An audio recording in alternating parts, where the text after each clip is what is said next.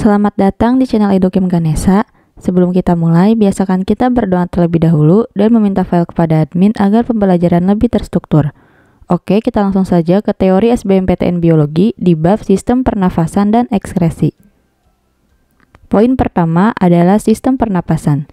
Pernafasan atau respirasi adalah proses pertukaran gas lewat hidung di paru-paru dan jaringan tubuh yang meliputi 1. Pengambilan molekul oksigen O2 dan lingkungan, 2. Pembuangan karbon dioksida atau CO2, dan yang ketiga bertujuan untuk menghasilkan energi. Berikut adalah alat dari pernapasan, yaitu hidung, faring, laring, trakea, bronkus, dan paru-paru. Selanjutnya adalah mekanisme pernapasan. Di sini yang pertama ada pernapasan dada atau tahap inspirasi. Jadi tahapnya adalah 1. Diafragma kontraksi, 2. Otot antar tulang rusuk memendek, 3. Rongga dada membesar, 4. Tekanan udara mengecil, dan yang kelima, udara dari luar masuk ke paru-paru. Lalu yang kedua adalah pernapasan dada pada tahap ekspirasi. Jadi tahapannya yaitu 1. Diafragma relaksasi, 2. Otot antar tulang rusuk relaksasi, 3. Diafragma melaku ke atas, 4. Rongga dada mengecil, dan yang kelima, udara keluar dari paru-paru. Selanjutnya adalah pernapasan perut pada tahap inspirasi. Jadi yang pertama yaitu otot diafragmanya mendatar atau kontraksi, 2. Mendesak rongga perut ke bawah, dan yang ketiga rongga dada membesar lalu udara masuk. Dan yang keempat adalah pernapasan perut pada tahap ekspirasi. Tahapannya yaitu 1. Rongga perut membesar, 2. Diafragma tertekan ke atas, 3. Rongga dada mengecil, dan yang keempat udara paru-paru keluar. Oke, selanjutnya ada volume udara pernapasan. Volume udara pernapasan ini ada 4. Yang pertama, udara pernapasan atau volume tidal, yaitu 500 cc. Yang kedua, ada udara komplementer atau inspirasi, itu sebanyak 1500 cc. Yang ketiga, ada udara suplemen atau ekspirasi yang sebesar 1500 cc. Dan yang keempat adalah udara residu atau udara akhir paru yang sebesar 1000 cc. Lalu ada macam-macam pernapasan. Macam pernapasan ini ada 2. Yang pertama ada respirasi eksternal, yaitu pertukaran O2 dan CO2 di paru-paru. Lalu yang kedua ada respirasi internal, yaitu pertukaran gas O2 dengan CO2 di jaringan. Alatnya yaitu hidung, faring, trakea, bronkus, bronkiolus, dan alveolus. Selanjutnya adalah gangguan pada sistem pernapasan. Di sini ada 7 gangguan dari sistem pernapasan. Yang pertama ada asfiksi, yaitu gangguan penggunaan O2 karena CO atau CN. Yang kedua ada pleuritis, yaitu radang selaput pleura paru-paru. Yang ketiga ada emfisema, yaitu jumlah udaranya berlebihan di dalam paru-paru. Yang keempat ada pneumonia, yaitu radang alveolus karena bakteri. Yang kelima ada rinitis, yaitu radang pada rongga hidung. Yang keenam ada sinusitis, yaitu radang rongga hidung atas. Dan yang ketujuh adalah polip, yaitu tonjolan daging di rongga hidung. Oke, selanjutnya ada sistem pernapasan pada serangga. Di sini, sistem trakea tersusun dari pipa udara yang bercabang di seluruh tubuh. Merupakan bentuk variasi permukaan respirasi internal yang melipat-lipat. Pipa yang paling besar disebut dengan trakea. Setelah udara memasuki cabang-cabang pipa yang harus menjulur dan memanjang ke permukaan hampir setiap sel, udara mengalami difusi sepanjang epitelium lembab yang melapisi ujung pangkal sistem trakea. Lalu ada sistem pernapasan pada burung. Jadi, sistem respirasi burung menggunakan paru-paru sebagai alat pernapasan.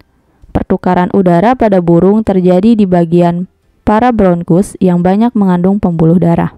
Paru-paru pada burung memiliki keistimewaan karena mengalami perluasan menjadi sakus pneumatikus atau pundi-pundi hawa. Pundi hawa tersebut berfungsi untuk membantu pernapasan burung saat terbang, memperbesar ruang siring, melindungi tubuh dari proses kehilangan panas. Pada saat burung terbang, konsumsi O2 dapat meningkat 20 kali. Ekspirasi terjadi saat sayap diturunkan, sedangkan inspirasi terjadi saat gerakan sayap dinaikkan. Oke, poin selanjutnya ada skema pernapasan pada burung. Yang pertama ada glotis, lalu yang kedua menuju trakea, lalu bercabang membentuki bronkus primalis, selanjutnya mesobronkus, lalu berhubungan dengan saccus pneumaticus. Selanjutnya ada mesobronkus yang bercabang membentuk bronkus sekundaris caudodorsal dan caudomedial, dan yang terakhir bronkus sekundaris caudomedial bercabang menjadi bronchiolus. Oke, selanjutnya ada sistem ekskresi. Jadi, sistem ekskresi itu adalah sistem yang mengatur pembuangan zat-zat sisa metabolisme yang sudah tidak diperlukan oleh tubuh. Produk hasil metabolisme sel yang tidak digunakan oleh tubuh akan dikeluarkan melalui organ-organ tubuh. Jadi yang pertama ada sistem ekskresi melalui paru-paru, di mana paru-paru mengeluarkan hasil metabolisme lemak dan karbohidrat dalam bentuk CO2 dan H2O atau uap. Lalu CO2 diangkut oleh darah ke alveolus dalam bentuk ion bikarbonat atau HCO3, sedangkan sisanya terikat hemoglobin atau Hb dan larut dalam plasma darah. Selanjutnya adalah sistem ekskresi pada hati. Hati adalah kelenjar terbesar dalam tubuh yang berfungsi untuk mensekreksikan empedu, menyimpan glikogen atau gula otot, membentuk protrombin, membentuk dan merombak protein, menetralkan racun, dan merombak eritrosit tua. Dalam hati terdapat mekanisme pembentukan urea. Yang pertama ada NH3 plus ornitin plus CO2 menjadi citrulline. Yang pertama ada NH3 plus ornitin plus CO2 menjadi citrulline. Yang kedua ada NH3 plus citrulline menjadi arginin, dan yang ketiga arginin plus O2 menjadi ornitin plus urea plus H2O plus arginase. Selanjutnya adalah sistem ekskresi pada kulit.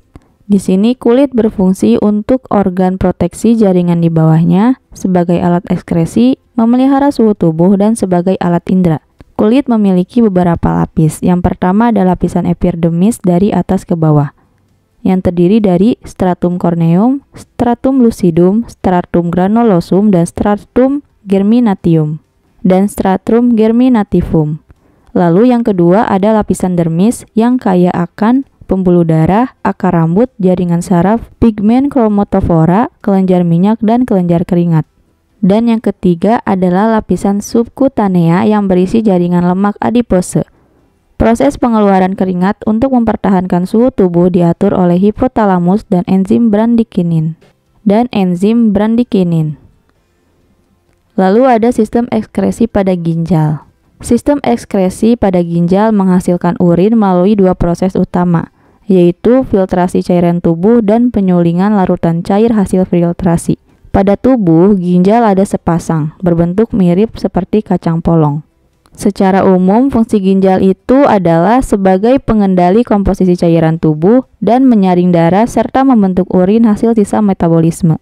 Secara anatomi, ginjal ini tersusun oleh korteks atau bagian kulit, medula atau bagian dalam, dan pelvis renis atau penampung urin ginjal. Di dalam ginjal terdapat sekitar 1,25 juta nefron sebagai unit struktural dan fungsional terkecil ginjal. Selanjutnya ada bagian dari nefron.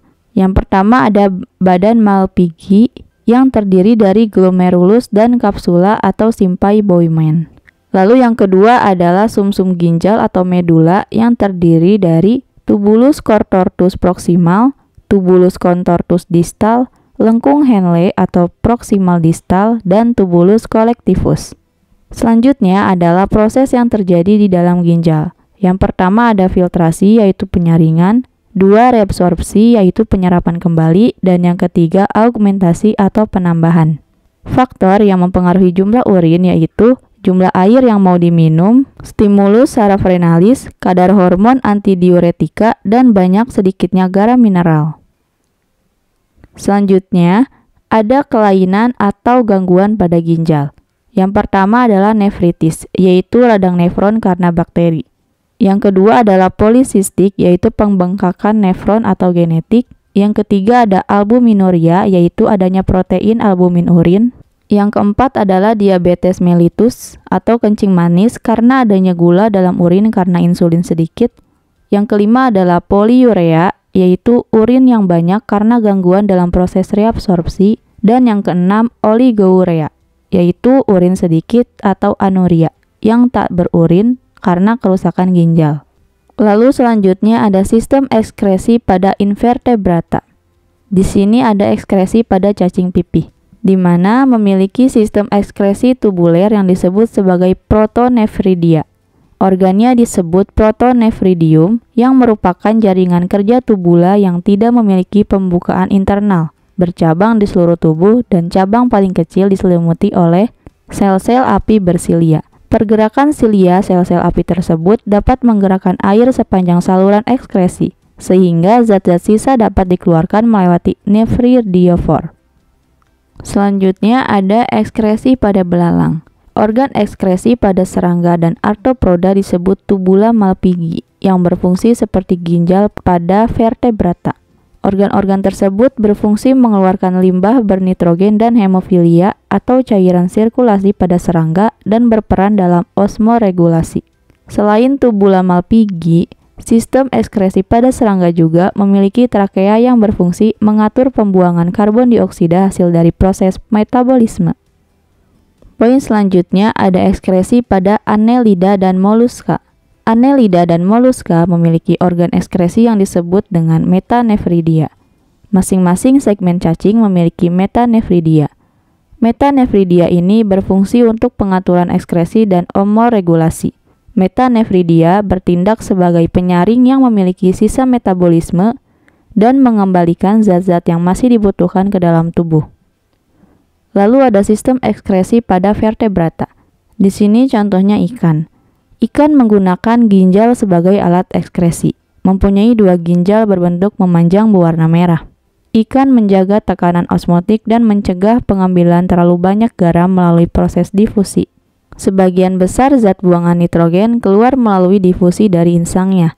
Saluran ekskresi ada berupa kloaka atau urogenital. Ikan air tawar mencegah kehilangan garam dengan difusi dan mengambil air dengan cara osmosis. Ikan air laut menggantikan kehilangan air dengan cara meminum air laut dan menghilangkan garamnya melalui transport aktif melalui insang.